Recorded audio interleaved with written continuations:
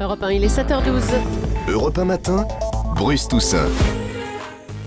Un peu d'Axel de Tarlet dans votre café pour débuter la journée. Voici le Zoom Écho d'Europe 1 matin. Bonjour Axel. Bonjour Bruce. La Cour des comptes enterre l'objectif de 3% de déficit. Le gouvernement, va le faire aussi, s'apprête à le faire. Alors, pas question pour autant de relâcher l'effort. Au contraire, de nouvelles économies sont à prévoir. Exactement. Alors hier, vous l'avez dit, la Cour des comptes a expliqué qu'étant donné la faible croissance, la France ne pourra pas tenir ses déficits comme prévu. C'est ce que disent également tous les instituts de conjoncture. Donc le gouvernement va se rendre à l'évidence. Hier, François Hollande a déclaré que les prévisions seront probablement révisées dans les tout prochains jours. Alors comment va réagir Bruxelles ? Est-ce qu'il faut craindre de nouvelles hausses d'impôts ? Eh bien non, personne ne demande ça. On est déjà à un niveau record d'impôts en France. Donc le gouvernement à Bruxelles va calmement expliquer la situation. La croissance est faible, donc il y a moins de recettes fiscales. Et ça, tout le monde peut le comprendre. Mais là où vous avez raison, c'est que pour faire passer quand même cette pilule, la France, et pour montrer que la France, certes, ne respecte pas les 3% de déficit, mais est un pays sérieux,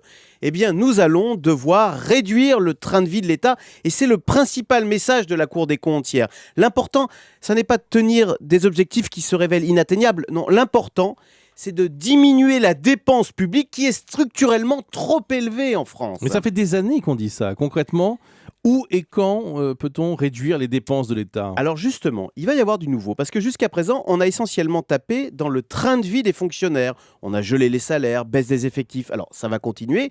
Mais ce qui est nouveau maintenant, c'est qu'on va s'attaquer aux prestations sociales que touchent tous les Français, que ce soit les allocations familiales, les aides au logement, les pensions de retraite, les aides aux entreprises. Voilà ce qui nous attend.